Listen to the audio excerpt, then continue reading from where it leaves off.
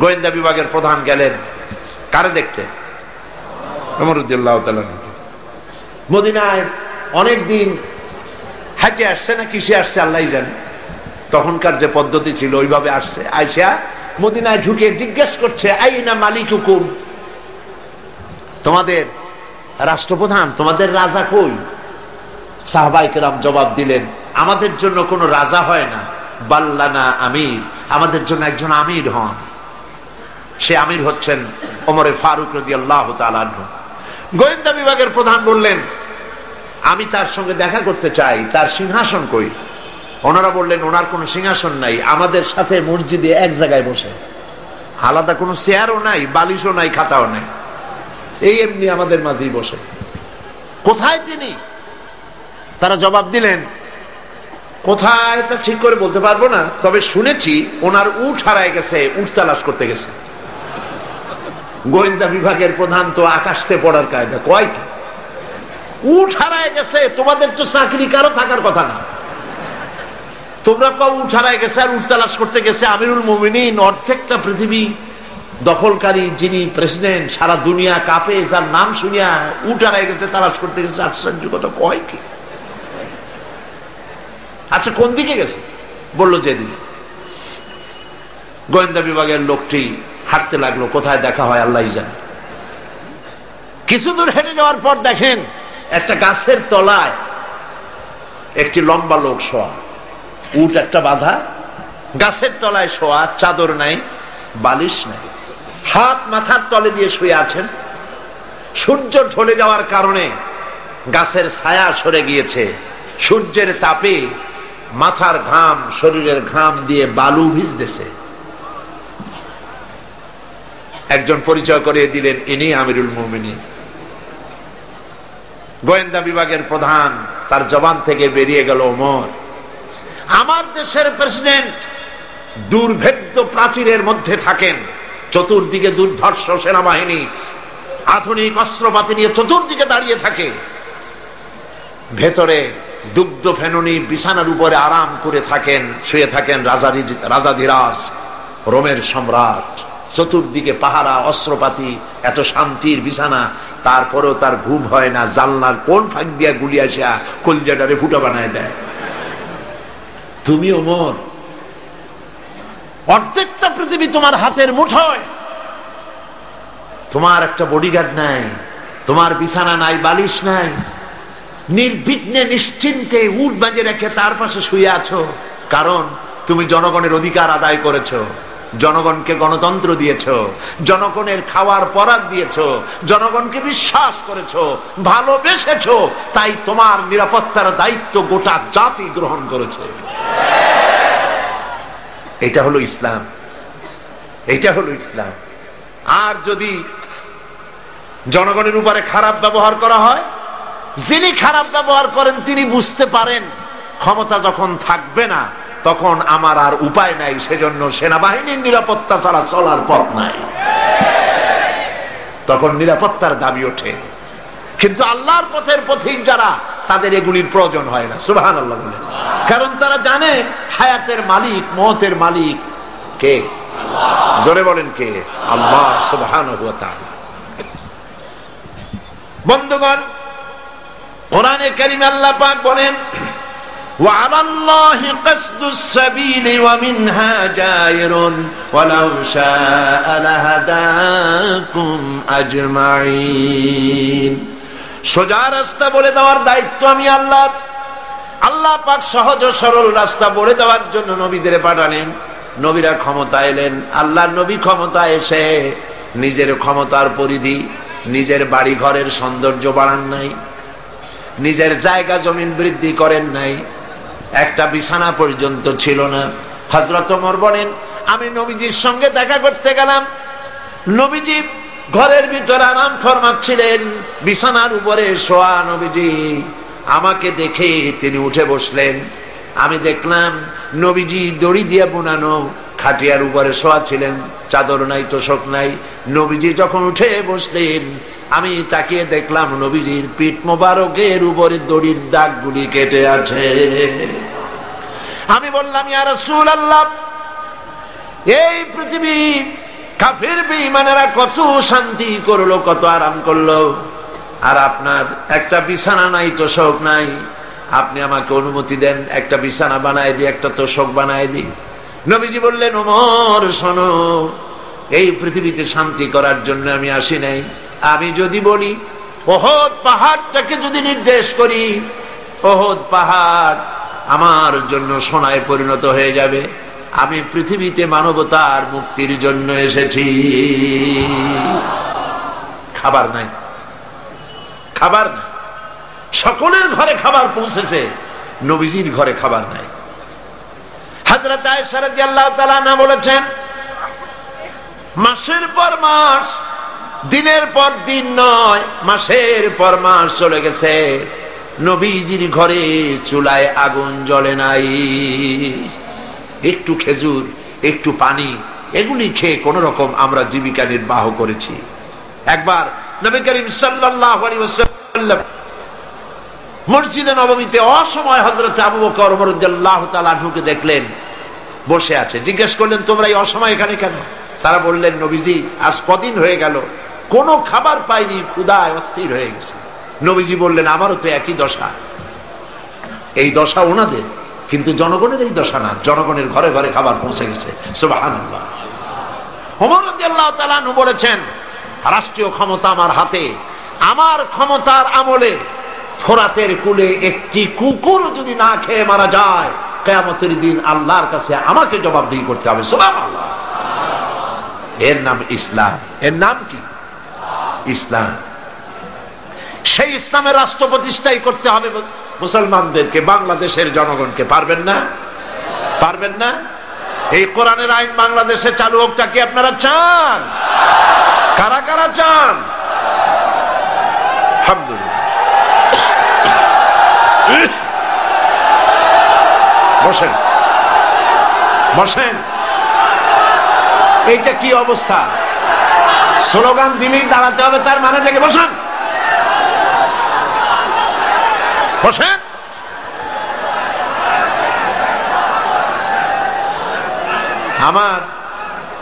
আমার মনে হয় যে আপনারা চান্স খোঁজেন। অনেক সময় বসে থেকে মাজা ব্যথা করে, তো স্লোগানের সুযোগ পাইলেই দাঁড়ায় যান। এইটা না অন্য কিছু। যাক, আলহামদুলিল্লাহ, মাজা আল্লাহ ঠিক রাখুক। কোমর সোজা থাকতে হবে, হাঁটুতে শক্তি থাকতে হবে। যুদ্ধের এখনো অনেক পথ বাকি। একটু জোরে সরে জিকির করেন, সুবহানাল্লাহ, আলহামদুলিল্লাহ, লা ইলাহা ইল্লাল্লাহ। জোরে, সুবহানাল্লাহ, আলহামদুলিল্লাহ, লা ইলাহা ইল্লাল্লাহ, লা ইলাহা ইল্লাল্লাহু মুহাম্মাদুর রাসূলুল্লাহ। একটা কথা বলে নেই, নিতান্ত লক্ষ্য করুন, নিতান্ত টয়লেটে যাওয়ার, পেশাব পায়খানার হাজত না হলে কেউ মানুষকে কষ্ট দিয়া বেরোতে চেষ্টা করবেন না। কারণ রাস্তাঘাট, মাঠ সব ভর্তি, যেদিকে যাবেন সেদিকেই মানুষ, আপনি যাবার কোনো পথ পাবেন না। মানুষকে কষ্ট দেওয়া ছাড়া আপনার কোনো রাস্তা নেই। সমস্ত রাস্তা, পথ ঘাট, সিলেটের মাদ্রাসা ময়দান, পার্শ্ববর্তী রাস্তাগুলি সব ভর্তি। আলহামদুলিল্লাহ বলেন। সুতরাং মানুষকে কষ্ট না দেওয়াই, মুসলমানকে খামোকা কষ্ট দেবেন না। নিতান্ত পেশাব পায়খানার জরুরত হলে যেতে পারেন। প্রিয় ভাইয়েরা, নবী করিম সাল্লাল্লাহু আলাইহি ওয়াসাল্লাম তিনি বললেন, আমার ওই একই অবস্থা, চলো আমার সাথে। তিনজনে গিয়ে উপস্থিত হলেন হযরতে আবু আইয়ুব আনসারী রাদিয়াল্লাহু তাআলা আনহুর বাড়িতে। হযরতে আবু আইয়ুব আনসারী রাদিয়াল্লাহু তাআলা আনহু রাসূলকে, হযরত আবু বকর ওমর রাদিয়াল্লাহু তাআলা আনহুমাকে পেয়ে দারুণ ভাবে আনন্দিত হলেন। ঘরের মধ্যে প্রবেশ করে বললেন, বিবি, এমন তিনজন মেহমান পেয়েছি, আকাশের নিচে জমিনের উপরে এর থেকে সম্মানিত মেহমান আর নাই। তিনি একটি বকরি জবাই করলেন, রান্নার ব্যবস্থা করলেন, বাগানে চলে গেলেন, কিছু খোরমা নিয়ে এলেন। নবীজিকে বললেন, আল্লাহর নবী, এই খোরমা আপনি খান। হুজুর জিজ্ঞেস করলেন, খোরমাগুলির মধ্যে পাকা, কাঁচা, আদা পাকা আছে, কোনটা খাবো? হযরত আবু আইয়ুব বলছেন, ইয়া রাসূলুল্লাহ, 3 রকমের 3 শ্রেণীর খোরমাই আপনি খাবেন, অনুরোধ করব, কারণ এগুলি আমার বাগানের খোরমা। যেই শ্রেণীর গায়ে আপনার হাত লাগবে আল্লাহ পাক আমার বাগানে বরকত দিয়ে দিবে। রান্না বান্না হয়ে গেল, গোশত আর রুটি সামনে এলো। নবীজি খাওয়া শুরু করার আগে কয়েকটা রুটি আর কয়েক টুকরা গোশত একটা পোটলার মতো করে বানায়া হযরত আবু আইয়ুবের হাতে তুলে বললেন, আবু আইয়ুব, এই গোশত আর রুটি টুকরা নিয়ে যাও আমার মা ফাতেমার কাছে। গত 3-4 দিন হয়ে গেল তার কিসমতে কিছু হয় নাই। নিজেরা না খেয়ে মানুষের দুয়ারে দুয়ারে খাবার পৌঁছে দিয়েছেন, মানুষ যেন কষ্ট না পায়, জনগণের খাবারের বন্দোবস্ত, পড়ার বন্দোবস্ত করেছেন। নবীজি গরিব মানুষের জন্য, মানুষের অর্থনৈতিক সমৃদ্ধির জন্য ব্যাংক তৈরি করলেন। ব্যাংকের নাম রাখলেন বাইতুল মাল। এই ব্যাংকের উদ্বোধন যেদিন করেন, বুখারী শরীফের হাদিসে এসেছে, আল্লাহর নবী উদ্বোধনী বক্তব্যে বললেন, মান তারাকা দায়নান আও দিয়ান ফালাইয়া, যদি কোন ঋণগ্রস্ত ব্যক্তি ঋণ পরিশোধ করতে না পেরে, ঋণ পরিশোধ করতে পারে নাই, এমন অবস্থায় যদি মারা যায়, তাহলে তার ঋণ পরিশোধের যদি কোনো ব্যবস্থা তার না থাকে, তাহলে তার ঋণ পরিশোধের ব্যবস্থা আর তার এতিম বাচ্চাগুলি, বিধবা স্ত্রী আর এতিম বাচ্চা আর ঋণের বোঝা সবগুলি আমি মুহাম্মদ সাল্লাল্লাহু আলাইহি ওয়াসাল্লাম আমার কাঁধে উঠায়া নিলাম। সাহাবায়ে কেরাম কথা বলতে গিয়ে উচ্চস্বরে কথা বলতেছিলেন। এমন উচ্চস্বর, আওয়াজটা এত বড় হয়েছে সাহাবীদের যে রাসূলুল্লাহর গলার আওয়াজ শোনা যাচ্ছে না। লক্ষ্য করতেছেন আপনারা? রাসূলের গলার আওয়াজ শোনা যাচ্ছে না। এই অবস্থাটুকু আল্লাহ রাব্বুল আলামিন বরদাস্ত করে নেন, সহ্য করে নেন। সঙ্গে সঙ্গে হযরত জিবরাইলকে পাঠানো হয়েছে ওহী নিয়ে। হযরত জিবরাইল এসে ওহী অবতীর্ণ করলেন, ইয়া আইয়ুহাল্লাযীনা আমানু লা তারফাউ আসওয়াতাকুম ফাওকা সাওতিন নবী, হে বিশ্বাসীরা, তোমরা যারা ঈমান এনেছো শোনো, আমার নবীর কণ্ঠস্বরের চাইতে, তার আওয়াজের চাইতে তোমাদের গলার আওয়াজ যেন বড় না হয়ে যায়। আল্লাহ পাক বললেন, আমার নবীর আওয়াজের চাইতে তোমাদের আওয়াজ যদি বড় হয়, আনতাহবাতা আমালুকুম, তোমাদের জিন্দেগির সব ভালো ভালো কাজগুলি আমি বরবাদ করে দেব। নবীর সামনে বেয়াদবি করা কবিরা গুনাহ, কাফের হয়ে যাবে। কত বড় সম্মান, সুবহানাল্লাহ। এই সম্মান এবং মর্যাদা দিয়ে আল্লাহ পাক তাকে পাঠালেন। কত সম্মান!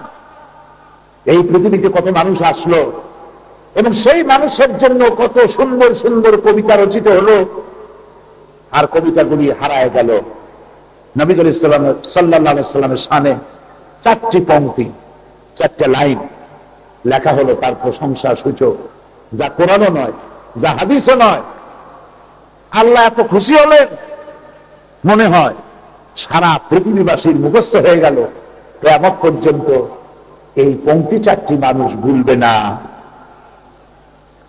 শেখ সাদী রহমতুল্লাহ আলাইহি এই পংক্তির রচয়িতা। তিনি লিখেছেন কাগজের মধ্যে নবী করিম সাল্লাল্লাহু আলাইহি ওয়াসাল্লামের প্রশংসা, বালাগাল উলা বিকামালিহি, কাশাফাদ দুজা বিজামালিহি, হাসুনাত জামিউ খিসালিহি। আর লেখা আসে না। 2 দিন 3 দিন হয়ে গেছে, 4র্থ লাইন কি হবে তিনি বানাতে পারছেন না। তাহাজ্জুদের নামাজ পড়ে কাঁদতে কাঁদতে শুয়ে পড়ছেন। আহারে, রাসূলের শানে একটা কবিতা লিখলাম, মিশাইতে পারলাম না। গভীর রাত্রে তিনি স্বপ্ন দেখছেন বিশ্বনবী মুহাম্মদ রাসূলুল্লাহ সাল্লাল্লাহু আলাইহি ওয়াসাল্লাম শেখ সাদির কর্মকুটিরে এসে হাজির। জিজ্ঞেস করছেন, সাদি তোমার মুখ বলিন কেন? তিনি বলছেন, ইয়া রাসূলুল্লাহ, আমি আপনার শানে আমি কবিতা লিখতেছিলাম, 3টা লাইন লিখে 4th লাইন মিলাইতে পারছি না। বলো কি লিখছো? তিনি শোনালেন, বালাগাল উলা বিকামালিহি কাশাফাদ দুজা বিজামালিহি হাসানাদ জামিউ খিসালিহি। জবান বন্ধ হয়ে গেছে। নবীজি শোনালেন, সামনের লাইন লেখো, সাল্লু আলাইহি ওয়া আলিহি। সুবহানাল্লাহ। আমার মনের দৃঢ় বিশ্বাস, আল্লাহর কাছে এই 4টি লাইন কোরআনও না, হাদিসও না, মুসলমানের মুখস্থ নাই এমন মুসলমান দুনিয়া পাওয়া কষ্টকর হয়ে যাবে। সুবহানাল্লাহ। এই সম্মান, এই মর্যাদা তার।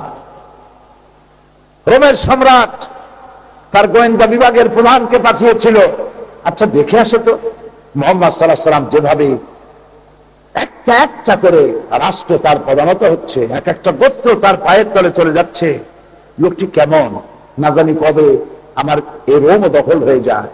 তার সিংহাসন কেমন, টাকা পয়সা কত, কেমন যার যখন তার দরবার, আমার থেকে বেশি না কম? গোয়েন্দা বিভাগের সেই প্রধান 100 বছর বয়সের এই লোকটি মদিনা মুনাওয়ারায় গেলেন, প্রায় মাসখানেক থাকলেন, তারপরে ফিরে এলেন, রিপোর্ট করলেন, সম্রাট যার কাছে আমি গেছিলাম, আমার বয়স 100 বছর, পৃথিবীর বহু রাজরাজে দরবার আমি দেখেছি, কিন্তু মুহাম্মদ সাল্লাল্লাহু আলাইহি ওয়াসাল্লামের দরবারের মতো এত রাজধারী, এত মর্যাদা সম্পন্ন দরবার আমি জীবনে কোথাও দেখি নাই। ওখানে কোনো সিংহাসন নাই, ওখানে কোনো চেয়ার টেবিল নেই, সব এক জায়গায় বসে, সমস্ত মানুষ তার দিকে তাকিয়ে থাকে, চোখে পলক দেয় না, চোখে পলক দিলে ওই সময়টুকু এই নুরানি চেহারা দেখতে পারবে না। তিনি উজু করেন যখন, পানি লোকেরা গড়াতে দেয় না, সাহাবীরা পানিগুলি উঠায় গায়ে মাখায়।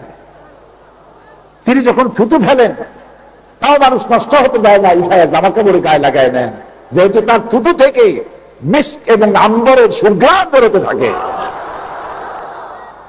তিনি যখন রাস্তা দিয়ে হেঁটে যান, ওই রাস্তায় সারাদিন জান্নাতের সুঘ্রাণে বিমোহিত হতে থাকে। তিনি যার সাথে মুসাফা করেন, সারাদিন তার হাতের মধ্যে দিয়ে জান্নাতের সুঘ্রাণ আসে। আমি জীবনে এইরকম দরবার কোথাও দেখি নাই। সুবহানাল্লাহ। হ্যাঁ, নবী করিম সাল্লাল্লাহু আলাইহি ওয়াসাল্লামের দরবার ভারসাম্যমূলক, রাজভারী ছিল, লোকেরা কথা বলতে সাহস পেত না। তার অর্থ এই নয় যে তিনি গম্ভীর মেজাজে বসে থাকতেন, মানুষের সঙ্গে কৌতুক করতেন, মজা করতেন, তবে সেই কৌতুক মিথ্যাশ্রিত নয়। আমাদের লোকেরা মানুষকে হাসাবার জন্য অসত্য কৌতুক, মিথ্যা কথা বলে। নবী করিম সাল্লাল্লাহু আলাইহি ওয়াসাল্লামের কৌতুক ছিল শিক্ষাপ্রদ এবং সত্যাশ্রিত। যেমন একবার এক বুড়ি এসে বলল, মুহাম্মদ, আমি অপেক্ষা করছিলাম আপনারা বলেন কিনা, সাল্লাল্লাহু আলাইহি ওয়াসাল্লাম, আমি বুড়ি মানুষ, চলাফেরায় খুব কষ্ট হয়, আমার একটা উট দিবা, তাহলে আমার যাতায়াতে খুব সহজ হয়। নবী করিম সাল্লাল্লাহু আলাইহি ওয়াসাল্লাম বললেন, তার অভিযোগ শুনে বললেন, হ্যাঁ আমি তোমাকে একটা উটের বাচ্চা দেব। বুড়ি তো মনক্ষুণ্ণ হয়ে গেল। বুড়ি বলল, আমি চাইলাম একটা উট যার উপরে আমি সওয়ার হয়ে চলতে পারি, আর আপনি আমার দিবেন একটা উটের বাচ্চা। ও বাচ্চা তো নিজেই হাঁটতে পারে না, আমার নিয়ে চলবে কেমনে?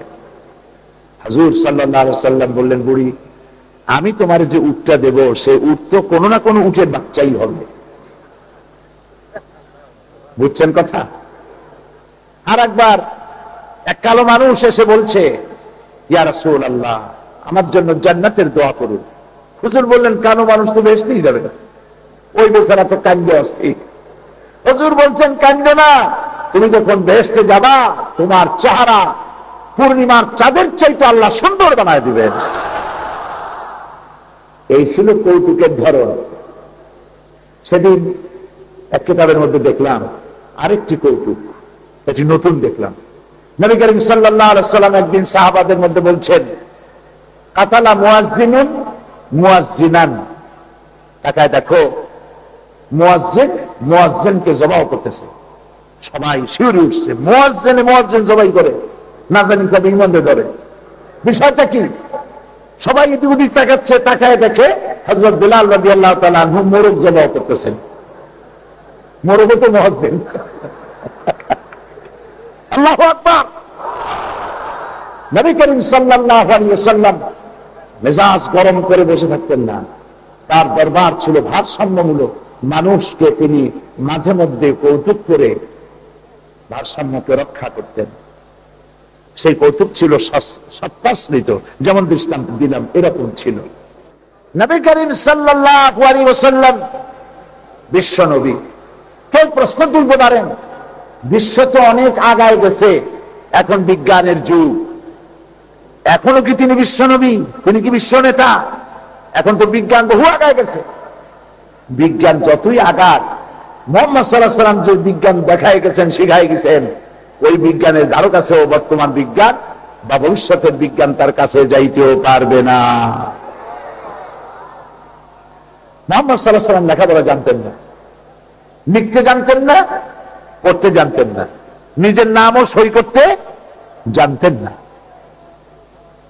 যিনি লিখতে জানেন না, পড়তে জানেন না, নাম সই করতে জানেন না, তিনি কি বলছেন শুনুন, ইন্নামা বুইসতু মুআল্লিমান, আমি পৃথিবীতে প্রেরিত হয়েছি শিক্ষক হিসেবে। এতটুকু নয়, ইন্নামা শব্দ দিয়ে শুধুমাত্র বলা হয়েছে। ইন্নামা শব্দটা দিয়ে শিক্ষক হিসেবে শুধু নয়, শুধুমাত্র একমাত্র শিক্ষক হিসেবে আল্লাহ পাক আমাকে পাঠিয়েছেন। তিনি দুনিয়ার শিক্ষক। লেখাপড়া কোন একাডেমিক কোয়ালিফিকেশন তার নাই, থাকার দরকার।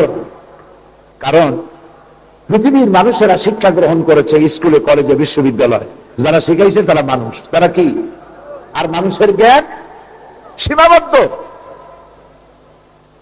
যিনি বিশ্বনবী হবেন, তাম দুনিয়া যিনি পরিচালনা করবেন, কিয়ামত পর্যন্ত যার নেতৃত্ব চলবে, তার দুনিয়ার মানুষ, দুনিয়ার শিক্ষকেরা তারে কি শিখাবে?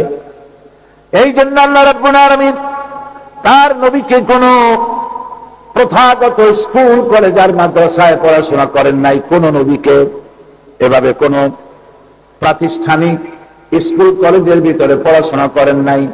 নবীদের ওস্তাদ ছিলেন স্বয়ং আল্লাহ রাব্বুল আলামিন।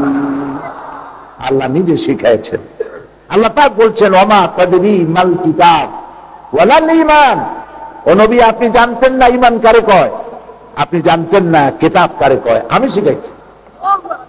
ওয়াজাদাকা দাল্লান ফাহাদা, আমি আপনাকে পথ হারা অবস্থায় পেয়েছিলাম, আমি আপনাকে পথ দেখাইছি। সুবহানাল্লাহ বলেন, সুবহানাল্লাহ বলেন, আমি পথ দেখাইছি। নবী করিম সাল্লাল্লাহু আলাইহি ওয়াসাল্লাম তিনি পৃথিবীর বুকে মানব গোষ্ঠীর হেদায়েতের জন্য এসেছিলেন। আর তিনি ছিলেন মানুষ। তিনি কি ছিলেন?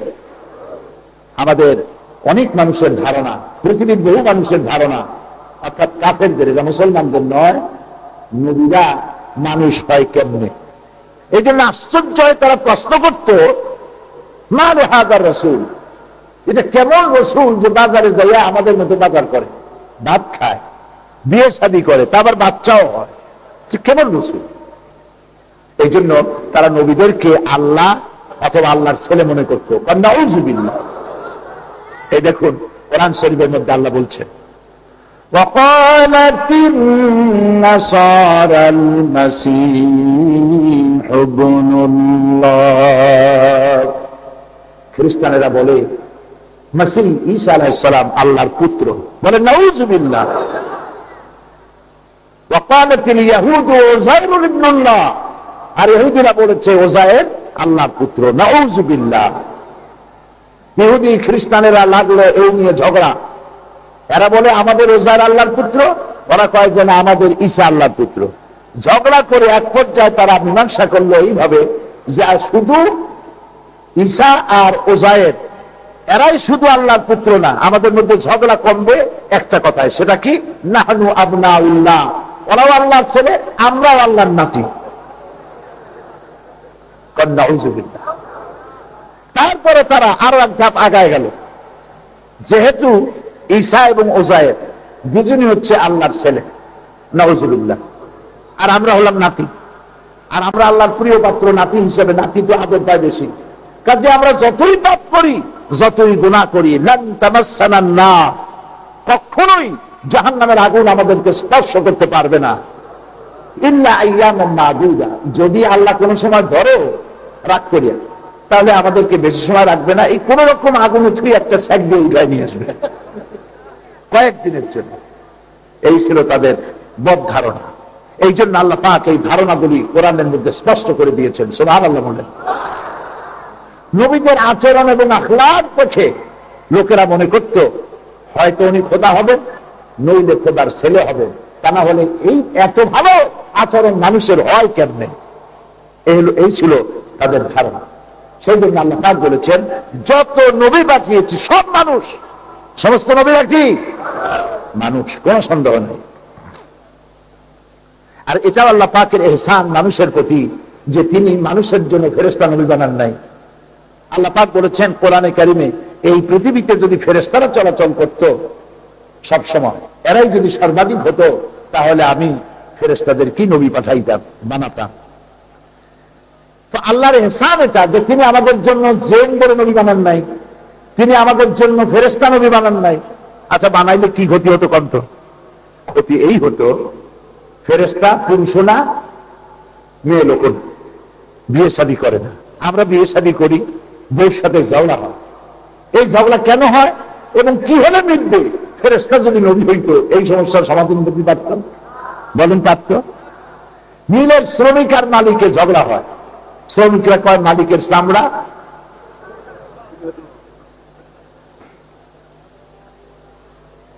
মালিক কি অপরাধ করছে মিল যে বানাইয়া।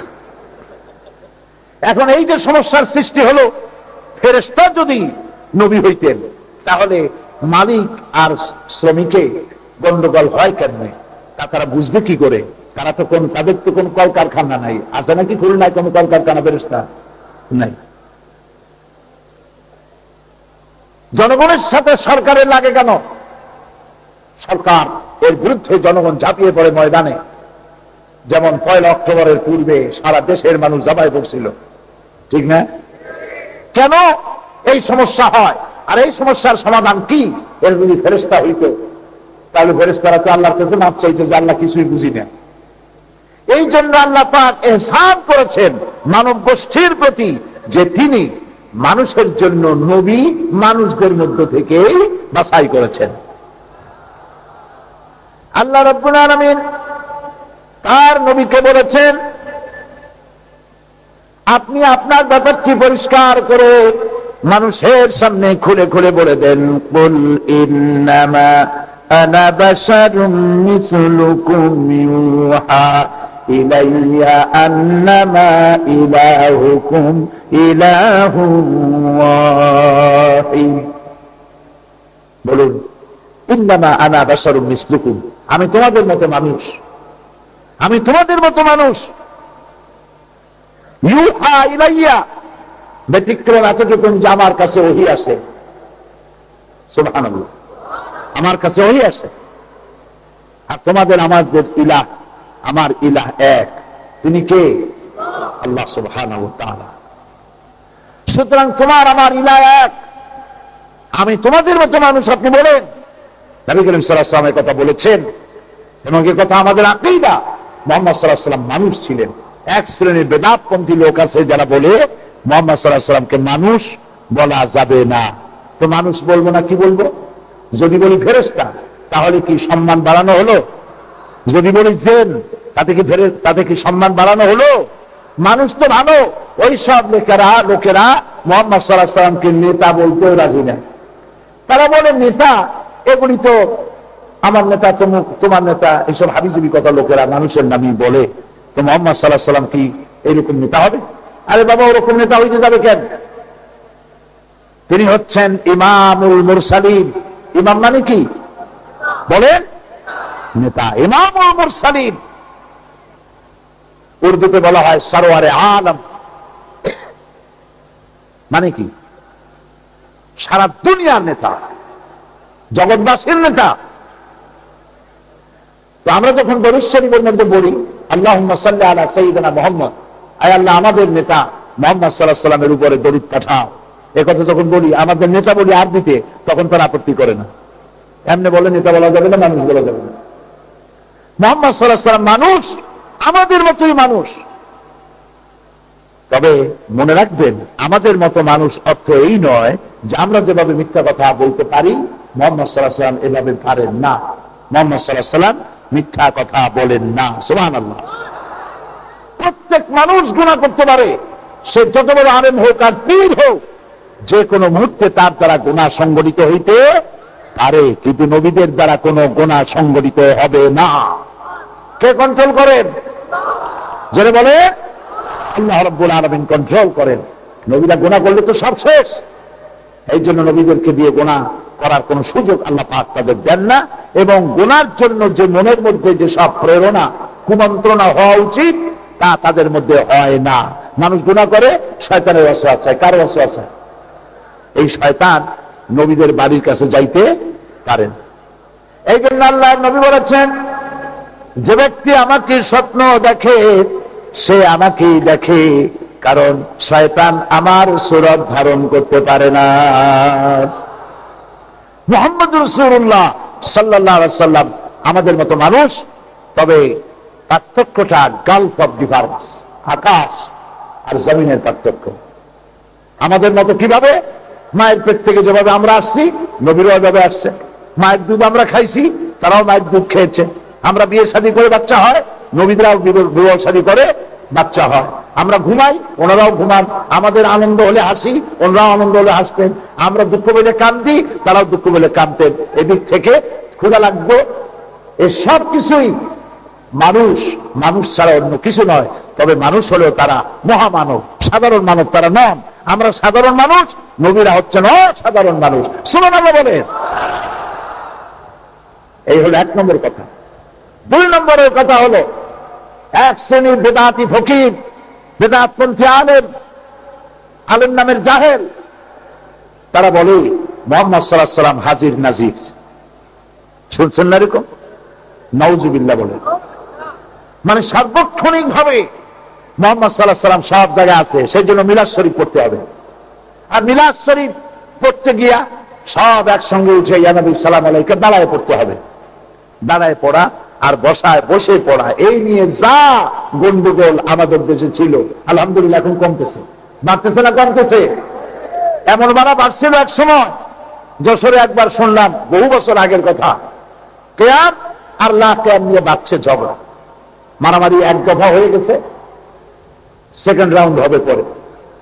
এর মধ্যে একদল ইয়া নবী সালাম আলাইকুম করে দাঁড়ায় আছে, আর এক দল বসে রয়েছে, যারা দাঁড়াবে না বসছে। তারা বুড়া এক মানুষ রুকু দিয়ে দাঁড়ায় রয়েছে। তারে লোকেরা জিজ্ঞেস করলো, মুরব্বী কে দাঁড়াইলো কে বসলো, আপনি রুকুর হালতে আছেন কেন? কয় যে মধ্যম পন্থা অবলম্বন করা ভালো। কোন দলে যে কিং খাবো, কিং খাবার বয়স নাই।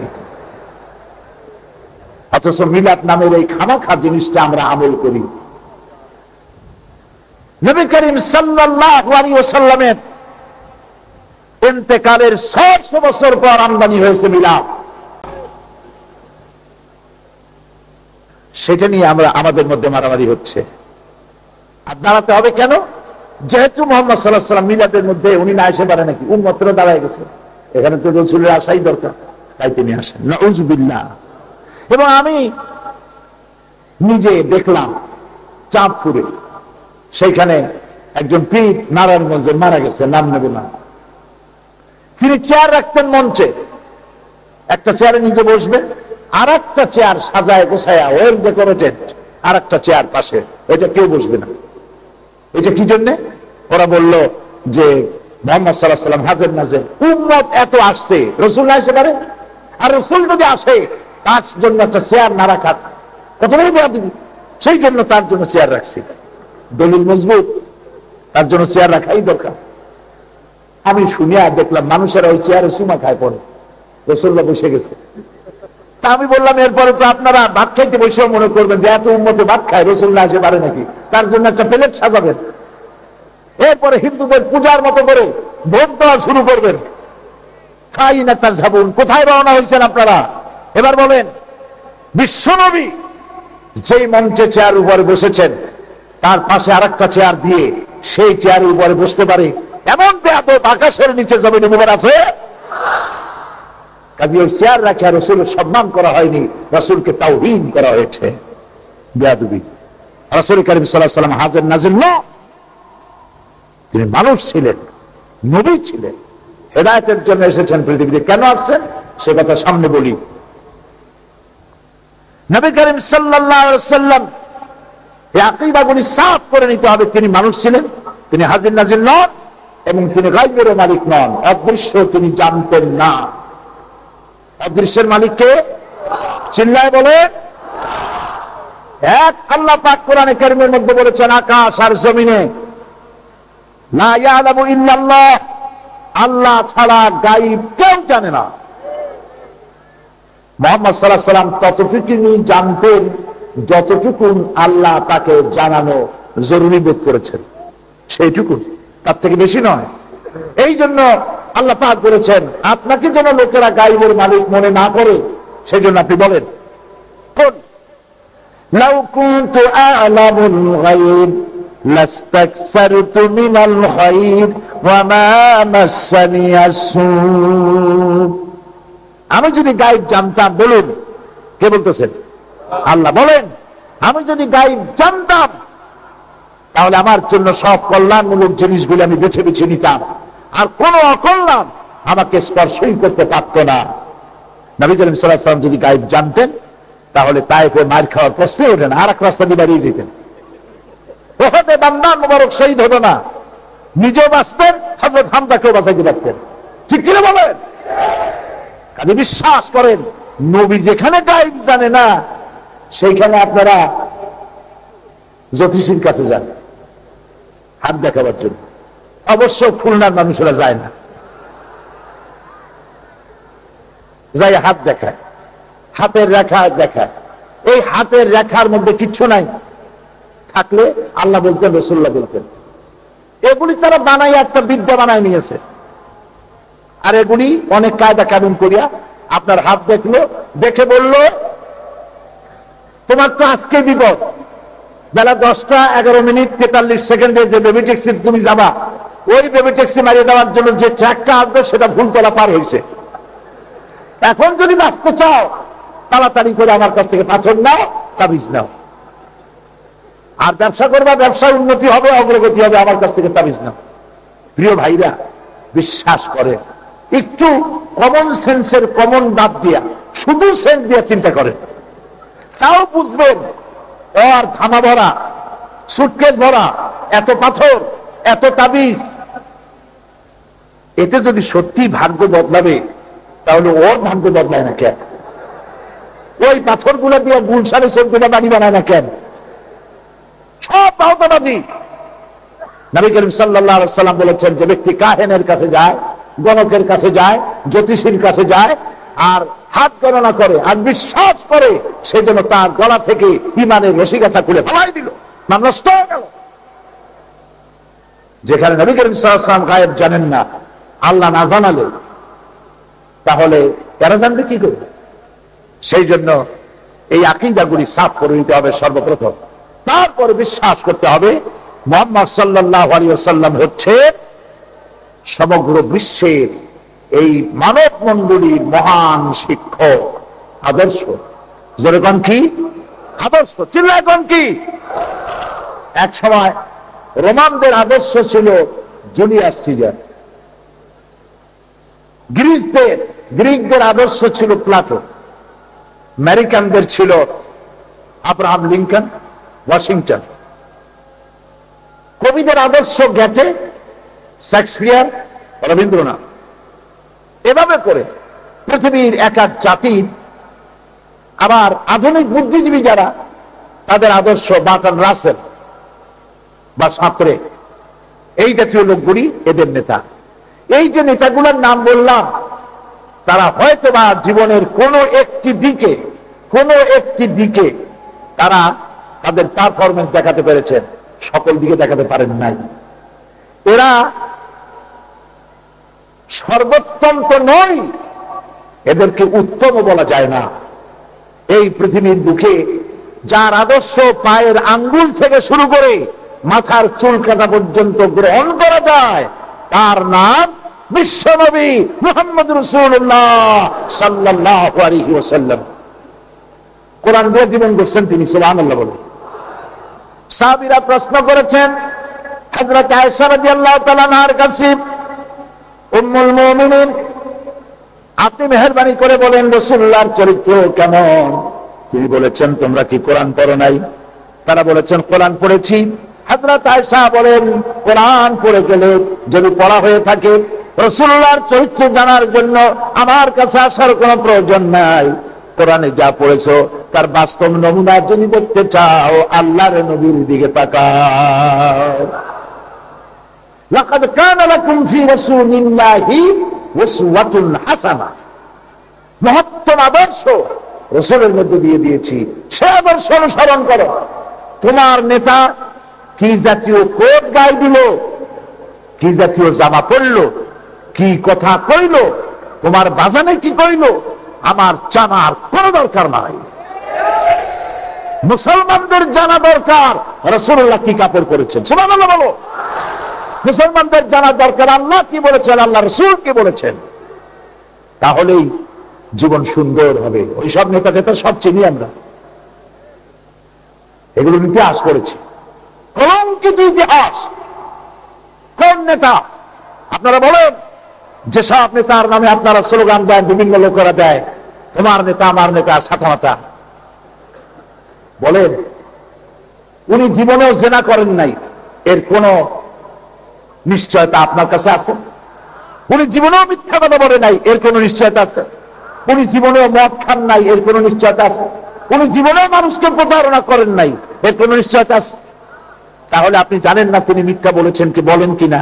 আপনি কনফার্ম নন যে জীবনে তিনি সতীত্ব, নিজের পিউরিটি বজায় রাখছেন কিনা। এই ব্যাপারেও আপনি ঠিক জানেন না যে তিনি মানুষকে হত্যা করেছে কিনা, চুরি ডাকাতি ছিনতাই রাহাজানি, জনগণের টাকা সরকারের টাকা অপব্যস্ত করেছে কিনা, কিচ্ছু জানেন না। আন্দাজে নেতা কেমন একটা কোট গায়ে দিছে, ওই রকম পেঙ্গুইন হতে চান। প্রিয় ভাই সব, চোখ বুঝে যারে অনুসরণ করা যায়, বিশ্ব নবী মুহাম্মদ রাসূলুল্লাহ সাল্লাল্লাহু আলাইহি ওয়াসাল্লাম সারা জীবনে একটি মিথ্যে কথা তিনি বলেন নাই, তিনি আল্লাহর নবী। সুবহানাল্লাহ বলো। কাউকে প্রতারণা করেননি, কাউকে ঠাট্টা করেন নাই, কাউকে গালি দেন নাই, কারো মনে কষ্ট দেন নাই। দুই হাতে মানুষের কষ্ট মুছে ফেলে নিজে কষ্ট গ্রহণ করেছেন, কাউকে কষ্ট দেন নাই। মানুষ পাগল ছিল তার জন্য, তার দেখার জন্য, তার কথা শোনার জন্য। সুবহানাল্লাহ। ছোট্ট ছোট্ট বাচ্চারা খেলাধুলা ফেলায় ফিরে আসা রাসূলুল্লাহর কাছে এসে দাঁড়িয়ে যেত, আর রাসূল বলতেন, আসসালামু আলাইকুম। আমরা একটু নেতা হই কোন রকম, চিন্তা করি সালাম আগে আসুক, আমি দেবো কেন?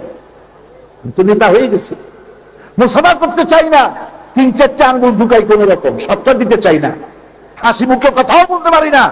নেতৃত্বের ওজনে শরীর এত ভার হয়ে গেছে, হাসি মুখে কথা বলতে পারি না। আরে, আর রাসূলুল্লাহ বলেছেন, হাসি মুখে কথা বললে একটা সত্তা দেওয়ার সমান সওয়াব হবে।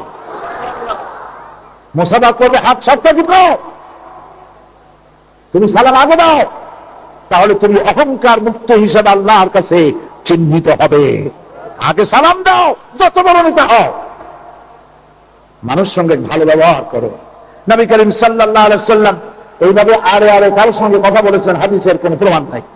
যার সঙ্গে কথা বলেছেন তার দিকে পুরা শরীর মোবারক ঘুরাইয়া তার সাথে কথা বলেছেন, যাতে লোকটি মনে ব্যথা না পায় আমাকে ইগনোর করা হচ্ছে, আমাকে অবহেলা করা হচ্ছে বোধ হয়।